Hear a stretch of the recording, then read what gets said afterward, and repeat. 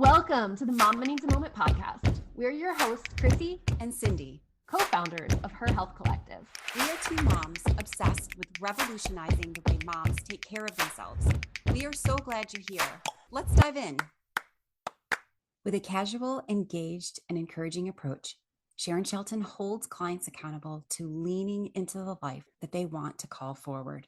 She helps her clients close the gap between where they are and where they want to be. Sharon is a certified professional coach and a certified mindfulness teacher with a fascinating story of how she transformed her life over the past 25 years. She overcame alcoholism, has maintained her sobriety for over 25 years, rebuilt her career to become a VP of a global software company, created a loving and supportive community with over 3,800 members, married the love of her life, and started her own heart-centered business. Sharon incorporates her extensive experience, knowledge, and practices into a unique, proven, science-backed, step-by-step model for living fully, focused on intention, alignment, and mindfulness. In this episode, you will hear Sharon discuss how she overcame the challenges she faced at an earlier time in her life to build the life she lives today, and how she became clear about what kind of life she wanted to create. You're going to be absorbed into her calming presence and peaceful energy. Enjoy. Sharon, we are so excited to have you with us. As we were just saying before we started recording, you have such a persona about you. You just exude this calm and this patience and just this sort of like, I roll with the punches vibe. Yeah. Whatever life throws at me, I can handle. And I know we were also saying that, you know, nobody is like that all the time, but Right. You do have this presence about you. And Cindy mentioned wanting to miniaturize you and be able to take you everywhere as a reminder of those amazing qualities. So on that note, we would love for you to just share with our listeners, who are you? Why do you do what you do? What are your current struggles that you're moving through as a care provider? You can choose what to focus on. The only caveat is that you've got 2 minutes. So pick and choose. Okay. Yes. Okay. Wow. I'm up for the challenge. So thank you for those really kind words. I always enjoy spending time with this beautiful community. And so thank you for the invitation. So as Chrissy said, my name is Sharon, and I am a life coach. I've been a life coach for over 15 years now, and I work primarily with women in midlife. I'm also a mindfulness teacher, and I work with Jack Kornfield and Tara Brock over at Cloud Sangha, which is a community of meditators, and we meet weekly, and we offer a bunch of other stuff to try and create community for folks around the world around mindfulness and compassion. And I also work with Jack and Tara over at the Mindfulness Meditation Teacher Training Program. It's a 2-year program that Jack and Tara offer, where they've poured all their wisdom into this amazing program. So I'm functioning as a mentor in that 2-year program. So I'm sort of accompanying several different people on this journey of mindfulness and compassion, and this journey of releasing all that causes us to suffer. I'm also a stepmom, and I'm a grandma twice. And I relish those roles very much. And, you know, in terms of the struggles around that are current for me right now that I can cover in maybe another next minute or so is primarily, you know, with my stepson. You know, he's 33 years old, and he's an amazing young man. But, you know, it's been challenging. Some of the choices that he's made are not choices that I would have made for his life. So it's been a challenge to meet him where he is. Not where I would like him to be, but to meet him as an adult man who has his own life, making his own choices, and trust that what we've poured into him is there, and to manage my own stories, you know, that create suffering and separation. And so that's an ongoing practice for me. Sometimes I'm really good at it. Sometimes I suck at it. And but it's an ongoing practice, because ultimately I want to love my son. You know, ultimately, I want to love my son. I want to support him. I want to uplift him. I want to remind him how amazing he is. And I want him to discover his own life. And that may not be what I envisioned, but that's not really the point, is it? Yeah. So that's been a practice, an ongoing practice for me, to continuously return to what is my intention for this relationship. what a challenge that is. I mean, to have an adult child and to Yeah. acknowledge that in large part you're hands off now. You can't continue to mold really in the ways that you did perhaps in the earlier years, and now it's just letting it unfold and letting their wings Yeah. fly, as they say. But that's got to be Yeah. challenging. That's got to be really, really challenging. I'm not ready to start thinking about that yet, but thank you for putting that in the. Yes, but you know, I think along the way you get prepared for it, because your relationship with your child changes along the way. You know, it's different when they're a toddler, it changes when they go to school, and it changes again when they're in middle school, it changes again when they're in high school, changes again. It happens all along the way. So it's just degrees, you know. So It yeah. does. It's all those little mini transitions. My daughter's getting ready to go into Yeah. kindergarten, and I Ah, have lots of feelings about yes. it regularly these days. Yes. So, You want a bubble wrapper, don't you? You want a bubble wrapper, don't oh, I just want to like tape and glue her to me. I don't want to let you? her Yeah. leave. Yes, I know. I know. That transition to kindergarten, that's a hard one. So I'm Yeah. with you, friend. Yeah. I'm with you. And it's so ironic that you're talking about this, because our house is having some work done on it. And so I've been staying with my parents for the past couple of days. And Uh-huh. it's so interesting because I've put myself in that position, in that thinking back, I've been out of the house with them longer than I was ever living in the house with them. And how weird that must be for them to have me back in the house, Yeah. staying with them and having my kids with, it's just Yeah. trying to put myself in their position. It would be very interesting and strange, but I hope that I have that experience when I am their age with my kids. So Yeah. I get to take us into another way of getting to know you. And I love getting to know people. That's why Me I too. ask so many questions when I'm with people. Yeah. And this is just another way for us to learn who you are, but it tends to be kind of a fun, quirky question and on the Uh-oh. spot. So you don't know what this Yeah. question is. You're going to choose a number between 1 and 31, and then I'm going to get the Okay. corresponding question for you. Okay. Got you. How about 22? Whose opinion do you care most about? Whose opinion do I care most about? Probably my wife. Oh, yeah. Yeah, probably my wife.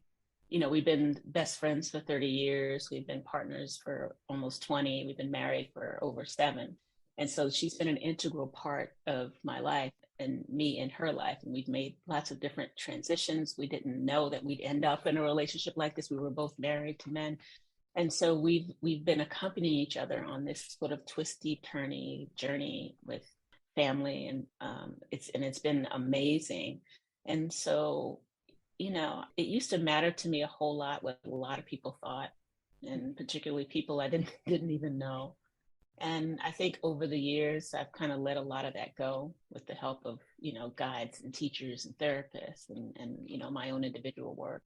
Then I got to a point where I guess the right thing to say is that I don't care what anybody thinks. Has that And helped then you? I realized, well, that's a lie. That's a lie. That's what I was wondering. That's I a know, because lie. it That's a doesn't lie. seem to help me very No, much. no, and it's not true. So I've been practicing not telling myself lies, right?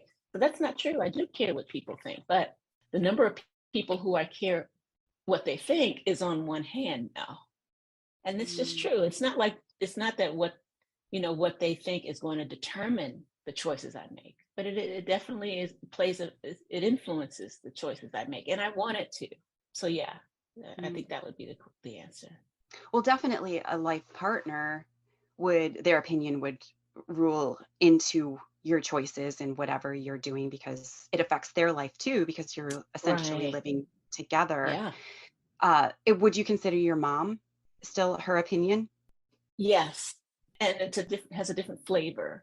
I Mm, think before, her opinion mattered, and I would try and adjust my behavior and my choices based on what I think she would think. And now I care what she thinks because I want her to be proud of me. You know, I want her to feel good about the making the sacrifices that she made on my behalf. Yeah. So I'm still doing whatever I'm doing in my own life. something she doesn't understand. I'm going on a 6-week silent retreat in September. And when I told my mom and dad that, my mom's face went blank, right? And then my dad said, "Who's making you do that?" So does your dad? I said, "Dad, no one's making you do that." Does your No, dad's opinion weigh into, like, does his, or is it more your mom? More my mom, more my mom. And I think that's because she was, the primary caretaker. Dad was there too, but she was the primary caretaker. So yeah, but I think I'm relating to that in a more healthy way. It's a healthier way of letting her opinion matter. If that makes sense. Oh, absolutely. And 6 weeks without talking? How are you going to work your vocal cords when you get back? Yeah, there's no TV, no phone, no internet, no just silence. And we meet from time to time with teachers and stuff. Once a week, I think we meet with the teacher for those 6 weeks. But I'm really curious. I've been on 2-week retreats. That's the longest I've been on. But I'm just really curious about what's underneath all the noise. I want to know what's there underneath all the distraction, underneath all of my strategies to try and not feel whatever's here. I'm curious about what that's like. And not just for myself, but I'm holding space for quite a few people. And I want to be able to invite them into a practice that I fully believe in. So I want to go to those places that's really scary so that I can have the experience. And then I can say, yes, there's a place beyond all of this mind chatter where you can feel freer, where you can feel more at ease in your own life, regardless of what's going on. And so I think this will help me be a better teacher. So it's for me, for sure, but it's also so that I can be a better teacher. There's so much power in silence, but it takes true strength to be able to sit in your silence and allow the thoughts to come and go. And as you said, that's a scary place a lot of times. So I wish you well on that. That wonderful journey. Thank you, Chris. And hopefully we can maybe hear about it afterwards, because 6 weeks is a long time. Yes, that sounds great. It is a long time, girl. We'll see. On a lighter side, I see almost a comedy film coming out of this. Can you just picture this comedy film where this actor goes on a 6-week retreat and they're trying not to talk, but all the funny things that happen while they're there that yes, it would really be I could funny. tell you stories. Maybe at another time I could tell you stories. It's so fascinating when you see new people who haven't been on retreat before, when they're not allowed to talk, and it's so disruptive. So they end up, doing hand signals and, thumbs up, because it's just so uncomfortable to not communicate. So yeah, but we can talk about that other time. Sharon, you are very open about your experience with alcoholism. You note on your website that for over 25 years now, you have maintained sobriety from alcoholism. You've rebuilt your career to become the VP of a global software company. You've created a loving and supportive community, married the love of your life, and started your own heart-centered business. We'd love to hear more about your story, and specifically the angle of how you overcame the challenges you faced to build this beautiful and empowered life that you are leading today. Yeah, thank you for that question. And I'm going to try and be succinct, because I can talk about this for a long time, but I'm so grateful for my alcoholism, because I think it forced me to find a way of living that was grounded less in what my ego thought it should be, and grounded more in the truth that, we're all connected, and that we're all inherently, amazing, and that we belong to each other. And so, people say, when they hear that, they're like, "Oh, that's fantastic. That must be so hard." And I remind them, I'm like, look, I tried not to, I tried everything. I was in several different treatment centers. I picked up so many white chips, I could probably open a casino. And I tried everything that from my ego, because I had a very strong personality, and I couldn't do it. And so, I stumbled across a book by Pema Chodron, and, she talked about suffering. And I was like, oh, she described my experience to a T. And then also what she did in that book is she talked about how to get free. And then from that point on, I just devoured all of Buddhist philosophy, Jack Kornfield's books, Tara Brach's books, Pema Chodron, you name it. I just devoured it. And, the final time I was at Holly Hill, and I ran into an old counselor, and she asked me at that point, I mean, I had been in detox centers maybe 15 times. And she asked me, and she said, well, are you willing to do anything to get sober? And I just was so beat down. And I said, yes. So I flew out to California, stayed out there in a treatment center and a halfway house for 9 months, came back. And throughout that whole process, I think I finally had language for what felt like this existential ache that I think a lot of people feel, that this isn't quite it. Like the way I'm looking at my parents and people are, this is not quite it. And then so there's this ache. And I was trying to soothe the ache with alcoholism. So by reading and with the support of some brilliant therapists and my family, I finally understood what that ache was, that it was just wanting to be in my life without all of the stories that generated so much suffering. Like I understood the nature of my suffering, that it didn't have anything to do with anything outside of me, that it was just the way I was relating to my life was causing this suffering. So what that did for me is it gave me my choice back, because I didn't think I had a choice before. It gave me my choice back. And so I had a choice in how I wanted to live. And so then it just became a process of, interrogating all the stories that I would tell myself, around not being good enough, around, needing to be, particularly as a Black woman in this culture, needing to perform at a higher level and never being good enough. And, I had to interrogate all those stories and ask myself, are those the stories that I want operating behind the scenes? Because I have a choice. This episode is sponsored by Her Circle, the supportive and welcoming community for moms created by Her Health Collective. Her Circle is a welcoming and supportive community for moms who are passionate about making change for themselves, their families, the community, and the world. Together, this village of women are revolutionizing the way moms take care of themselves. From an active, private online community and the incredible daily chats hosted there, to our many virtual gatherings, including support groups, Moms Night Out, volunteer opportunities, book club, family adventures, coffee chats, and so much more. We love providing moms the chance to connect and create authentic relationships with one another. The network of experts in Her Circle are a phenomenal resource and provide great learning experiences for moms on topics ranging from women's health to parenting. We cover the issues that matter to moms the most, from virtual expert Q&As to one-on-one wellness minute consultations and support groups. We are committed to getting moms in front of the information, experts, and support they need most. To learn more about Her Circle, head to www.herhealthcollective.com/her-circle. We have a limited number of spaces and the doors only open a few times a year. So be sure to add your name to the no obligation waitlist so you are the first to know when the doors officially reopen. So then this process of getting really clear about what kind of life I wanted to create began.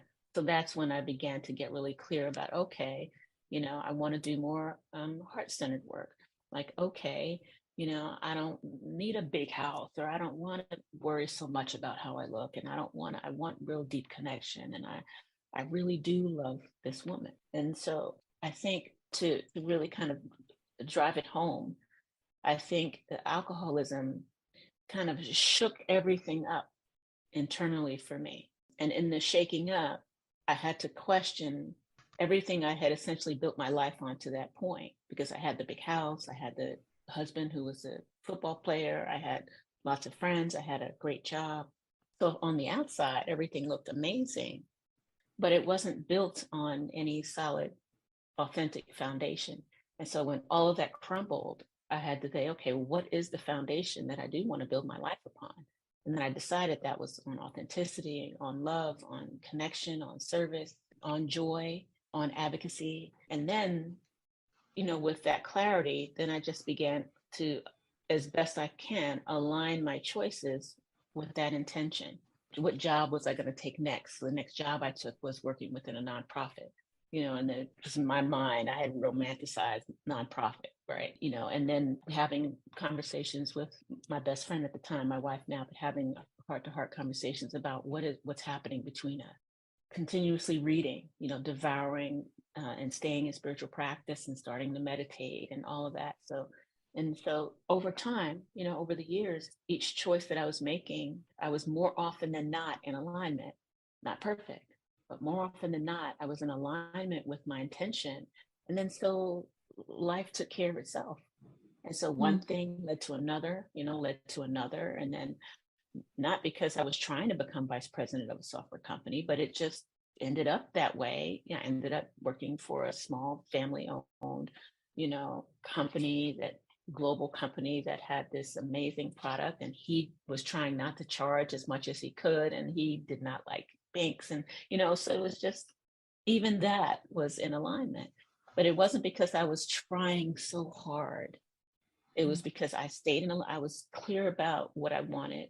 And then I just made one decision after another, and then life took care of itself.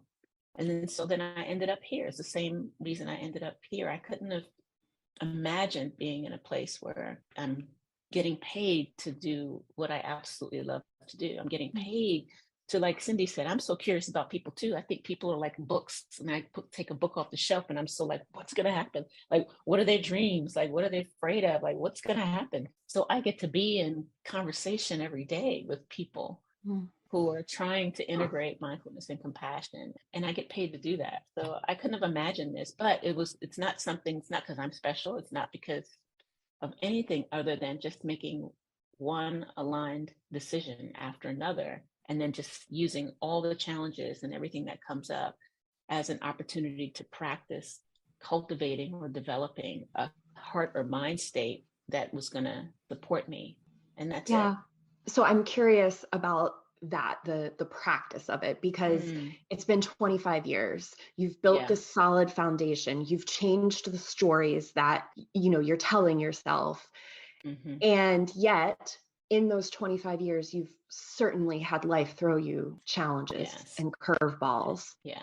How do you keep going? I know you make one deliberate decision following those, clear visions of who you are as a person, but do you ever get sidetracked? Do you ever, feel that kind of loss or that existential ache that you mentioned before and feel like you're losing your way a little bit? How do you sort of hone in and stay in that forward momentum?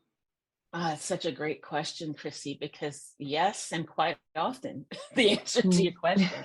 And, I used to think that if I understood these principles and I did these practices and practiced mindfulness and compassion, and that it was kind of be a straight line, that my development or growth would be a straight line. So I wouldn't respond to my mom in the same way. I wouldn't get triggered in the same way. Or someone cuts me off on the road and I wouldn't respond the same way because, now I'm spiritual now. So of course I'm going to respond differently. I used to think that's what the deal was. Now what I understand is that, this is not about outrunning our humanity. This is about relating to our humanity differently. So yes, my heart breaks when certain things happen, particularly in our culture and in our political environment. Sometimes my heart breaks. When my husband was killed on 9/11, and we had become best friends at that point. And when that happened, my heart was broken, and I couldn't access peace for months. So the question is, how do we navigate those? Because they're inevitable and there's nothing going wrong. Life is a series of ebb and flow. It's a series of pleasant and unpleasant and just neutral. And that's just the nature of life. It's the heartbeat of life. When something is unpleasant, it doesn't mean anything's going wrong. When grief is here, it doesn't mean anything's going wrong. It's just life doing life. We often get into trouble. We struggle. I know I struggle when I think it should be different. When I think it should either always be pleasant or this unpleasantness here that must equal something's wrong with me, something's wrong with you, something's wrong with them. And perhaps that's not what it means. Perhaps it's just simply an opportunity being presented to practice. So my dad may have cancer, we just found out in the past month or so, and we have a meeting coming up on Wednesday, like a prognosis meeting. And this kind of all happened in the last month or so pretty quickly. And so I'm aware in this moment that, that feeling when you're going up a roller coaster and the drop is coming, but your stomach is just like butterfly. It's like, something's going to come, something, I'm going to get some.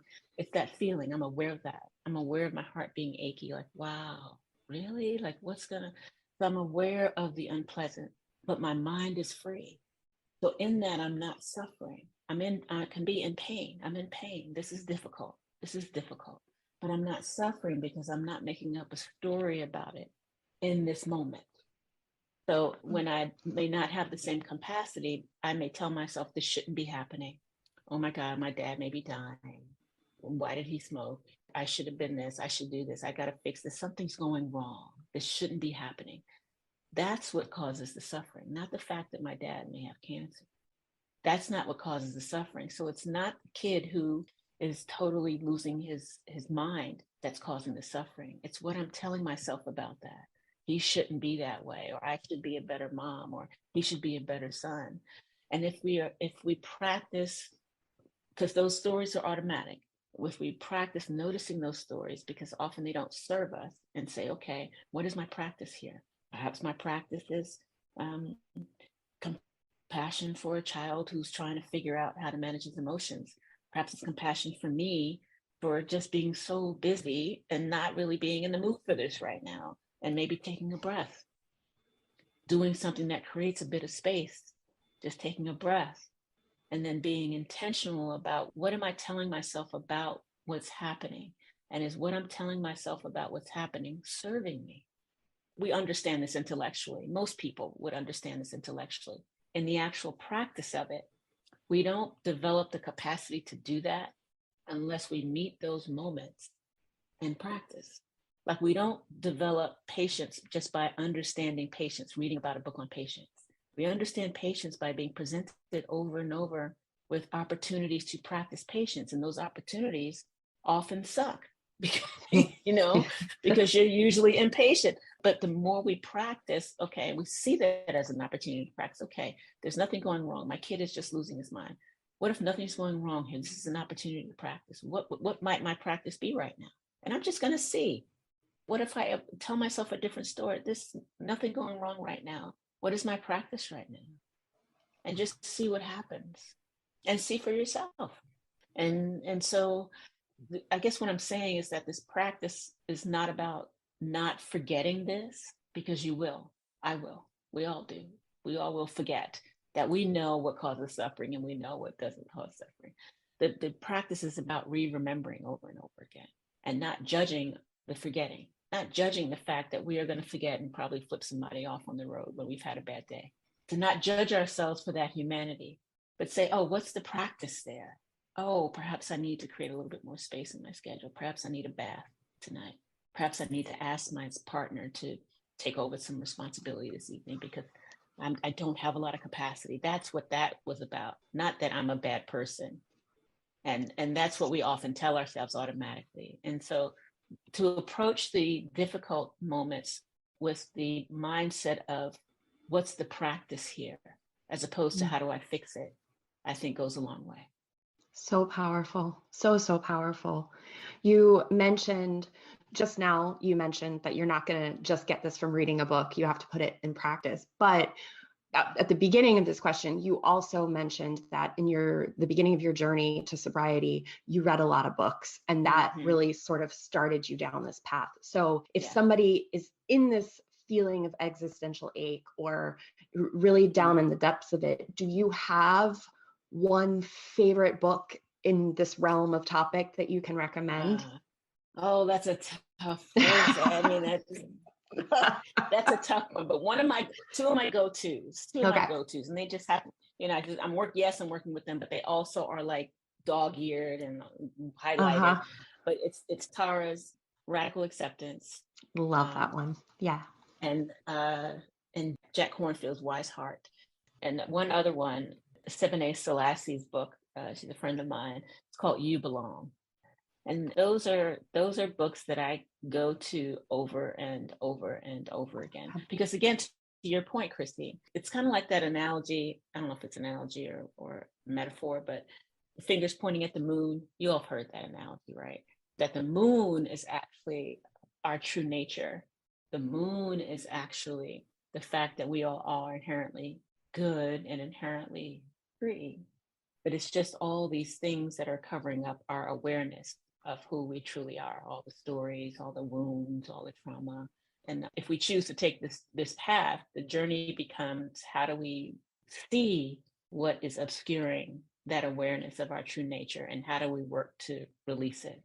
And so our true nature is the moon. Like the moon is there, shining brightly, always there. The fingers pointing at the moon, you could see as teachings and books and different religions. Like there's a Christian finger, there's a Jewish finger, there's a Buddhist finger, there's an Islamic finger, and they're all pointing at the same thing. But we get caught up in saying my finger is right, or some of us will get caught up in constantly reading books over and over and over, like consuming content, instead of actually in a conversation with our partner practicing compassion and mindfulness.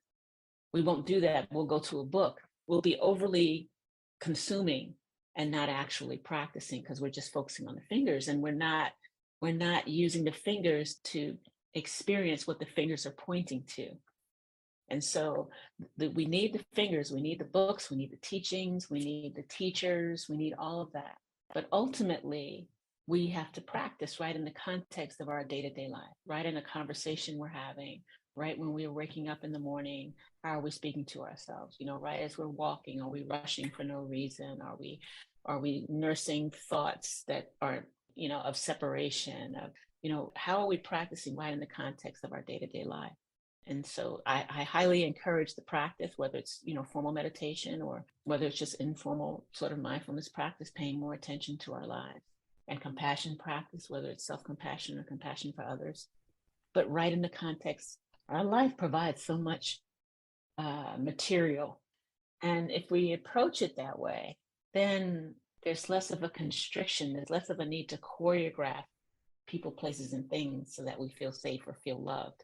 We can allow life to live through us, and we can be more intentional about where we're placing our energy and how we're using our life force.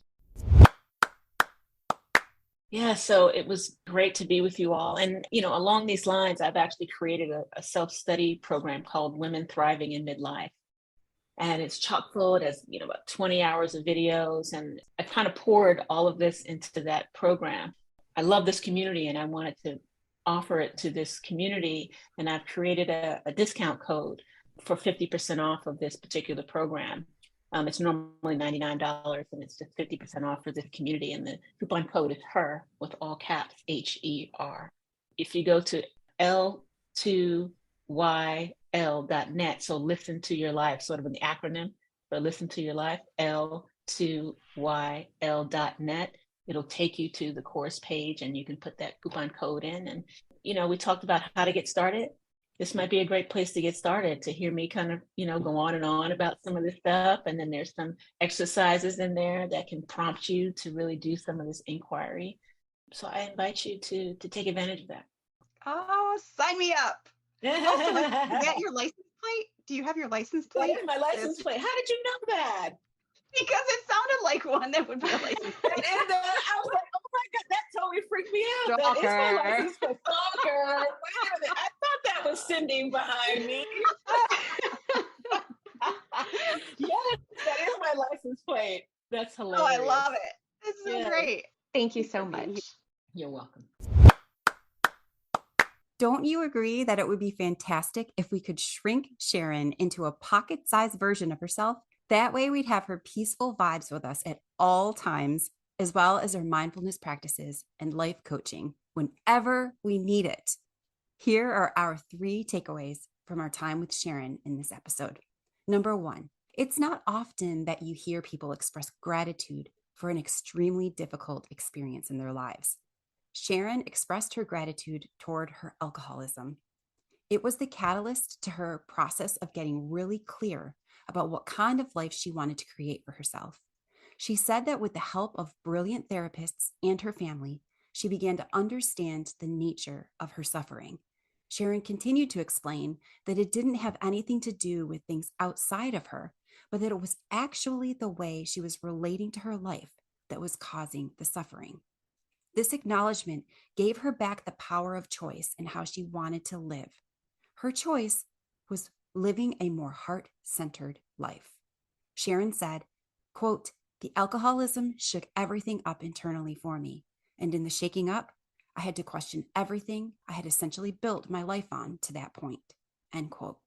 Number 2, development and growth in the areas of mindfulness is not a straight line. Once you begin living a life from a mindful perspective, it doesn't mean that you no longer experience difficulties in life. Sharon stated, quote, "This practice is not about outrunning our humanity. This is about relating to our humanity differently.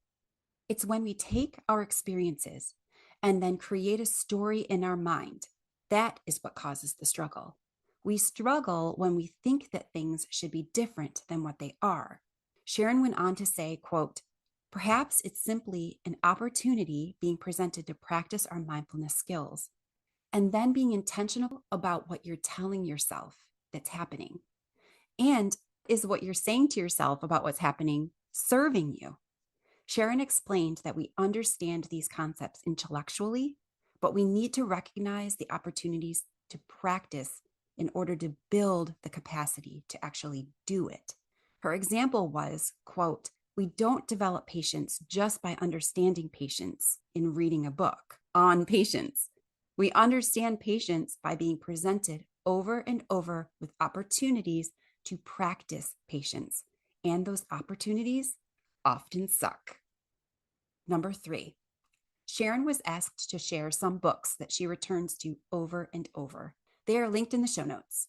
She continued to explain the analogy of the fingers pointing at the moon as a way of explaining that we all have these things, which consist of wounds, trauma, and the stories that we create that are covering up our awareness of who we truly are. If we choose to take this path of mindfulness, the journey becomes about how do we begin to see what is obscuring that awareness of our true nature, and how do we work to release it? We must not get focused on overly consuming materials. The key is in practicing within the context of our day-to-day lives. Sharon said, quote, "I highly encourage the practice, whether it's formal meditation or an informal mindfulness practice, about paying more attention to our lives and practicing compassion, whether it's self-compassion or compassion for others. But right in the context of our life provides so much material. And if we approach it that way, then there's less of a constriction. There's less of a need to choreograph people, places, and things so that we feel safe or feel loved. We can allow life to live through us. And we can be more intentional about where we're placing our energy and how we're using our life force." End quote. High five, friend. We've enjoyed hanging out with you. Follow us so you're the first to know when we drop a new episode. If you've enjoyed your time with us, let us know by leaving a review. We always love hearing from you. Until next time, stay true to you.